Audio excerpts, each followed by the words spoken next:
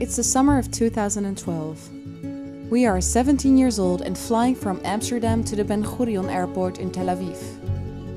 We met in high school, and we have had a lot of discussions about the conflict between the Israelis and the Palestinians.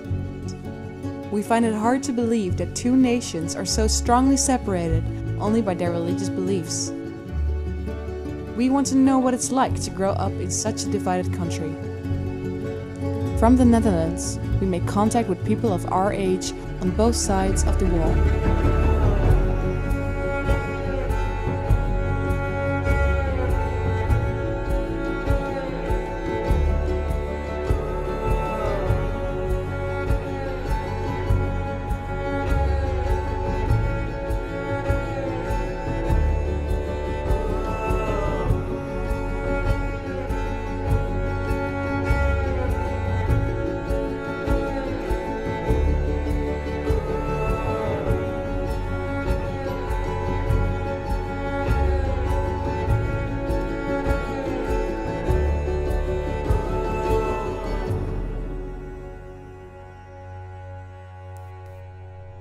The wall was built after several suicide bombings during the Second Intifada in 2002.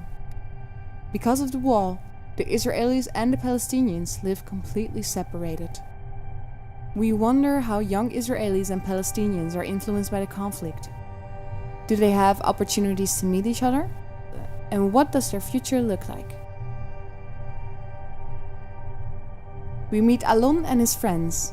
They live in a small village north of Jerusalem, just a few kilometers of the wall. Can you first tell me who you are, how old you are, and where you grew up? I'm Alon, as you know. I was born here, I grew up here. I'm 18 years old. I'm Idan Zonshine, I'm 18. I grew up kind of all around the place. Most of my life has been here, so that explains the English, I guess. I grew up here in Modi'in, and here when you grow up, you finish high school, you go to the army. That's how it works. So I am going to the army in 2 days from now, and that's how it works. My family's basically, a lot of them went to the Air Force. My brother right now is serving in an air control unit, and my dad was a pilot.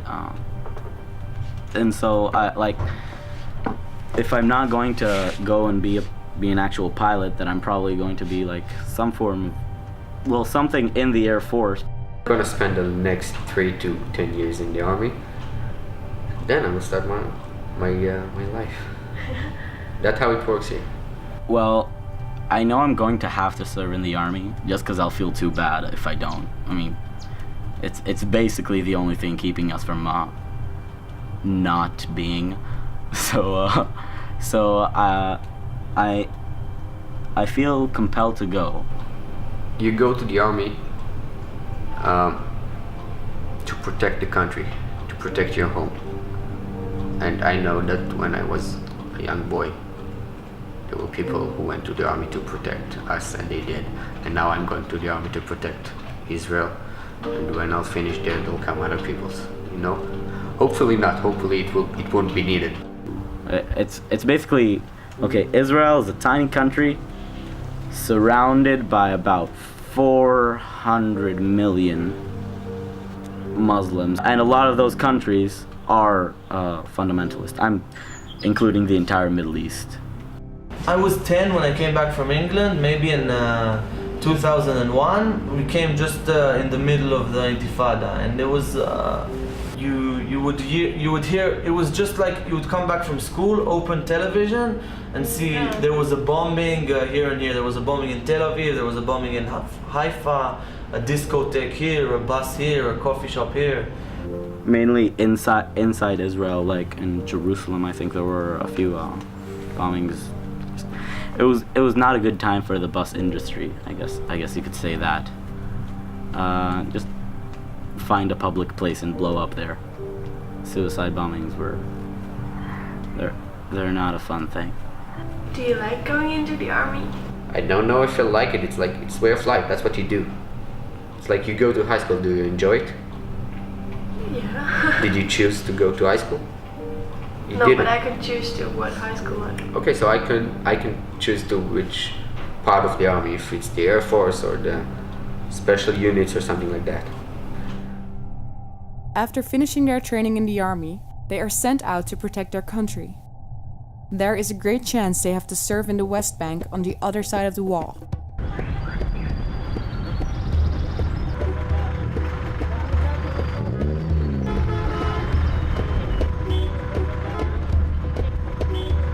Life in the West Bank is completely different and full of chaos. To get there, we have to pass several checkpoints. Palestinians cannot cross these checkpoints and are not allowed to go into Israel. In a small village a few kilometers away from Modin, on the other side of the wall, we talk to Said. He is one of the few youngsters in the West Bank who is able to speak English to us. Growing up here is something afflicting, like you would think that this is the normal life, this is the situation. Even you are sitting here, but you can just feel like there is something inside, it's killing you, but you don't know how it is exactly, because it's just, because the village is surrounded with 5 illegal settlements, Israeli settlements that were built on our land, and recently the wall that is separating us and cutting us from our land. So you don't know where to go, you are just surrounded with everything and a checkpoint at the entrance of the village. In Nylin, they protest every week about the construction of the wall. The villagers protest every Friday, and during these protests, the soldiers and the villagers often clash violently. Said tells us about an experience that changed his life forever. 5 o'clock in the morning, 4 o'clock in the morning, start to shoot some grenades all over to make everybody wake up and start to speak. And the speakers of the military jeeps telling the people that you are not allowed to go outside your houses. So in the 5th day, the people start to go out, and then they start to shoot at us live ammunition. They shot 3 people, one in his back with live ammunition, and he stayed for more than 6 months in the hospital. At the end we succeeded to break the curfew and we kept on our demonstrations. And then they began with another thing, which is killing people. The first one was Ahmed and Moshe, he's 10 years old.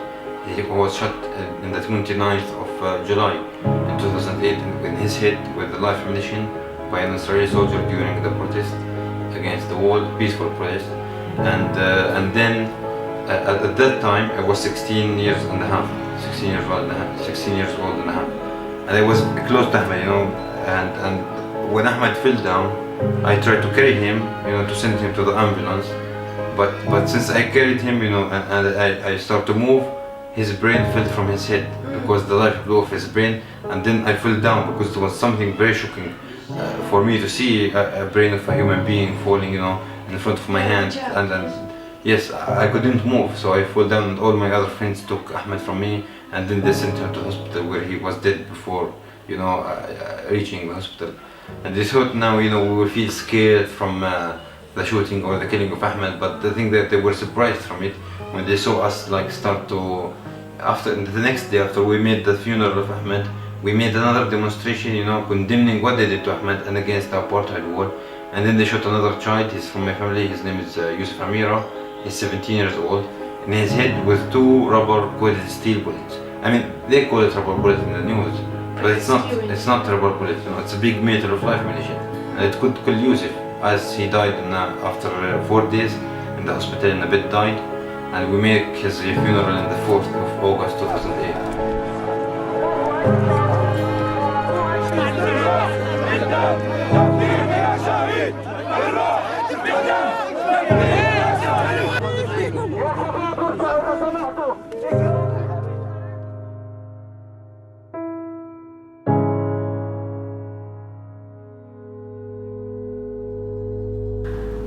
Yeah, it's tough, but I will fight to, or at least program things to fight, so that this country, so that the only democracy can continue to exist.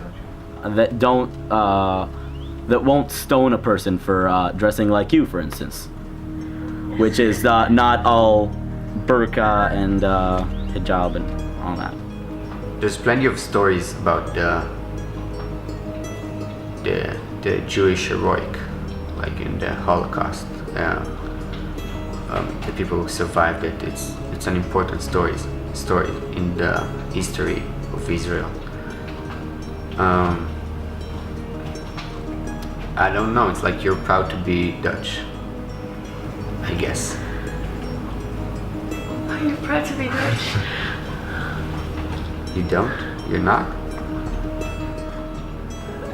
I don't really think in countries, I think in humans, I guess. So. That's a different way of thinking, but here when you have the army, which is a big part of every life here,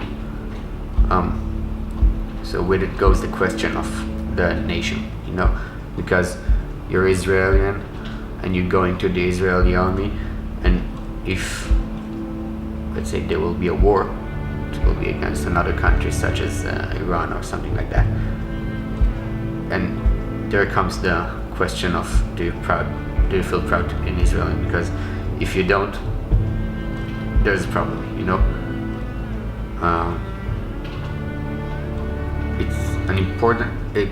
It's a very important issue of how I define myself. I'm alone, I'm Israeli, you know. It goes like this.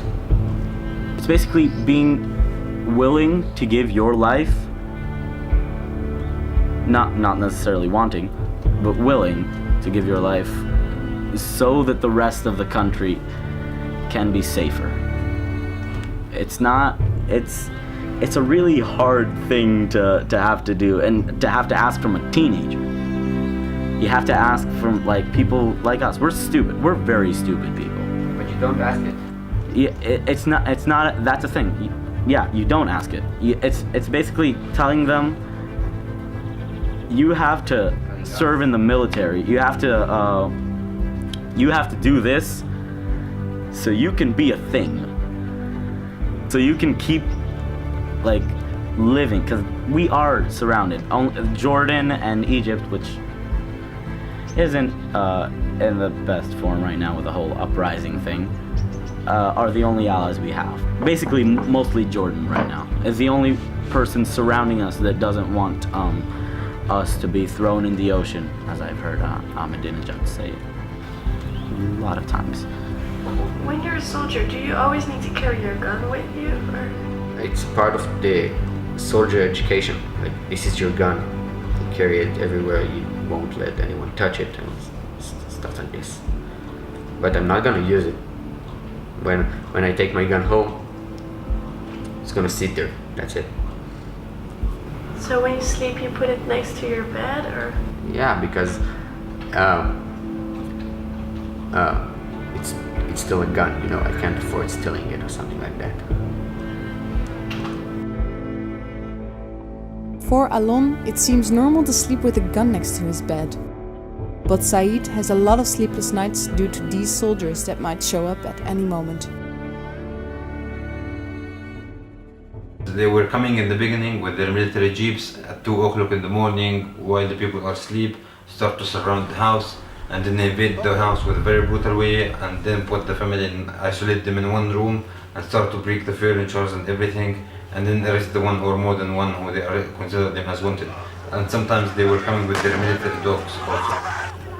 But since, you know, everybody started to escape from their house because nobody wanted to be arrested, then they started to surround the village and come on the village, you know, on foot from all the sides to take control of the village, and put snipers on the rooftops of our houses with live ammunition, and then to snipe everybody tried to escape from his house.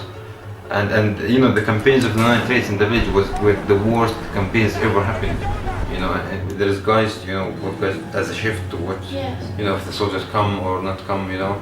And then usually we sleep between 3 and 5, because most of the arrests come between 1 and 3, the invasion. If there is nothing after 3, then, you know, we can think it's safer now, because they cannot come. It's not easy. That's why I told you, you learn how to sleep without fears of the nitrates. It brings you a lot. Even when I was in Europe, I was having a lot of nightmares in the beginning, because I was not used to sleep like that, you know. Because here, you know, my day was a night and my night was day in the beginning. So anyway, there was more than 350 persons from the village were arrested from 2008 until now. Most of their age are from 9 years old until 55 years old, but mainly children. So, and there is something very important here that all of you should know about this, which is according to the Israeli law, the Palestinian children considered to be adults at the age of 12 years old. But the Israeli children considered to be adults at the age of 18 years old, even though they were arresting a lot of kids who are under 12 years old, especially from the village here. And most of us, were staying for 4 months, 5 months, 6 months, and others, later in 2010, 1 year, 2 years, 3 years. I was 17 years old. I got arrested on the 22nd of December in 2008, and I was released on the 22nd of April 2009. While I was doing my last year in the school, and it was a decisive year, and all these were aiming just to destroy my future as a punishment for my father. And I have a very big story happened inside the jail, which I don't want to talk about now. And also my father was arrested twice, and my elder brother, and my family house here was invaded more than 25 times. It was invaded by the Israeli soldiers, and they were cleaning their shoes after it with a lot of waste with our bed covers, So there was no morality in anything at all with all what they were doing. I'm guessing to be born there, it would suck. It would really suck, but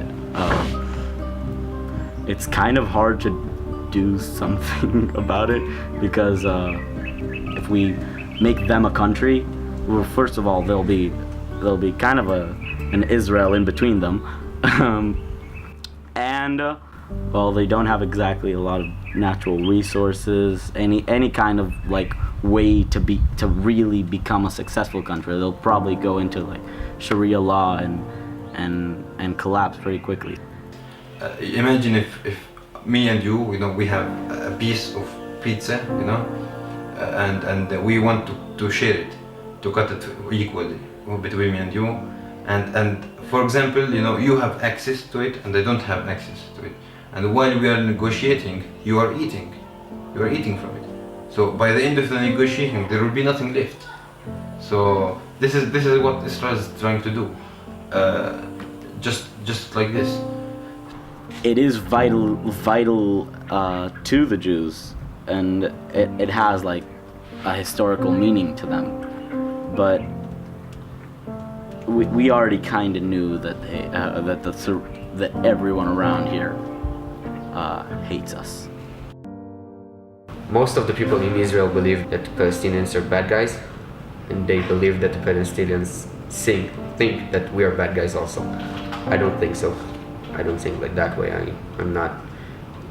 It's pretty racist, actually, and I do think that I don't know how we got to this situation, but I think that they hate us, the people who do, because that we hate them. And I don't know how we got to this, but I don't think it's a good situation. I don't hate Palestinians or Arab or something like that only because they are. If I will hate one, it will be because of his personality, nothing more. Would you like to meet some, or? I don't know if I'd like to meet some, but if I will meet some, it wouldn't be like, oh, you're Palestinian, I won't talk to you. It would be like, hi, how are you doing? Okay. I mean, at first it always seems you speak about hobbies and things like this, and it always feels, wow, we're exactly the same. Everyone likes football, everyone likes this. But when you start speaking about the conflict, it always ends with not agreeing. You can never get to. If you speak about politics, it's very hard to get to an agreement. Every time they say this is our land, and always gets messy. Let's say I'll go there and I'll meet some Palestinian guy and I'll talk to them. What good will come out of it? I'm only one guy. I'm one person. What can I do? You don't think you can make a difference? Or? Not alone, no. But doesn't it need to start somewhere? If I think it should start from the higher levels, from the governments and from the people who make the difference. So Alon believes change should start from a higher level. On the other side of the wall, Yusuf thinks he can definitely make a difference. حاب ألعب كرة القدم. من هواياتي إنه ألعب كرة القدم. من أمنياتي تحرير دولة فلسطين. أيضاً أنا يعني هيك بحب التمثيل والمسرح. وبس. He has found a creative way to express the problems he faces. Together with the local youth, they use theater as a form of expression and as a tool to teach each other more about the problems they face and the rights they have. المسرح عبارة عن رسالة من خلالها إنه بنوصل رسالتنا للعالم إنه كيف إحنا الشعب الفلسطيني بنعاني هون داخل فلسطين. هلا إنه إحنا إذا نعمل من خلال المسرح العالم بيشوف إنه كيف الشعب الفلسطيني مضطهد، فمن خلال هاي إنه العالم بصير بحاول إنه يساعدنا. من خلال المسرح نقدر إنه نخلي العالم يساعدنا لتحرير دولة فلسطين. When I was in Europe, I could feel something very special where I could sleep without fears of night raids or invadings to the house, you know, where I was living. And also, moreover, I could see the dogs, you know, the dogs, for example, in Sweden. This is just a small example. They have a special health insurance, you know, every dog. And they have very special hospitals, you know, which is full of equipment that is much better than the equipment that we have, you know, in our hospitals for the human beings here. So I could see, wow, why don't they deal with us even like an animals, you know, because even the animals here have rights more than what we have. And you know, I almost, you know, was crying day by day for the first 2 weeks. And I could see the sea for the first time in my life. Even we are locating at the beach, you know, here in Alin, at the border of 1967, and you can just see the sea from the rooftop of the house, but you're not allowed to go there. And you can see it's like hell now. And it's one of the biggest dreams for us, for me, for example, since I was very young, you know, the freedom for me was meaning the sea, you know, to go to the sea. But we never had the chance, so I saw the sea for the first time in Sweden instead. And you know, I forced myself to come back, even I had a lot of opportunity to stay in Europe, but I forced myself to come back to tell, you know, my people and my friends and everybody about, you know, how great what we are fighting for, because I feel like there's something, you know, is getting me from here every minute, because it's not I can understand now that this situation is not normal situation. On one hand, there's the problem of the tension between the Israelis and the Palestinians and the army and all of that stuff. And on the other hand, I feel connected to this land, to Israel, to the sacred places, to the system, to the language. I don't know. If you would tell me now, you can switch your homeland now, I would say no. I would stay here and continue my life. Will you live here forever? Or? I don't know. I don't know yet. Maybe I don't know. I will absolutely not change my homeland. You know, maybe I'll go abroad for some years or something like that. But I'm gonna stay Israel, of course. If the situation really becomes a kind of situation that that I really don't even want to live on this in this country, then I probably won't live here. Always the idyllic thing is people say, I wish we can go and sit in Ramallah and eat hummus together and go to Damascus and sit there and I don't know, it's a crazy situation, I hope so, but also I want there to be a Jewish state here, and I want the Jewish people to be safe, so I don't want to compromise that either. For me, you know, I believe in one thing, which is what I'm doing, you know, and the fight that we're doing is it's not about Sa'id or about, you know, any person, it's just about the case, you know, about the cause.